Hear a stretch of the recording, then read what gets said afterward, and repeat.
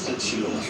ভবিষ্যতে যেন ও নিজের দায়িত্ব বা অন্য দায়িত্ব নিতে পারে, মাঝে মা আমাদের কোম্পানির সব ব্যবস্থা করে দিয়েছে কোম্পানি। আপনাকে যে কি বলে ধন্যবাদ জানাবো স্যার, একটু হলে আমাদের মেয়েটা, আপনাকে অনেক ধন্যবাদ।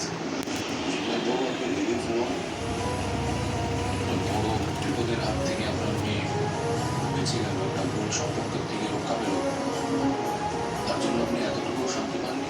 শান্তি? আমার মনের অবস্থাটা শুধুমাত্র আমি জানি স্যার।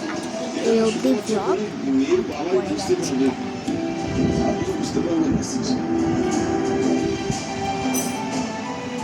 অপর্ণাকে নিয়ে আপনি ভাববেন না সুধীর বাবু, ওর জন্য আমি আছি। আপনি আছেন?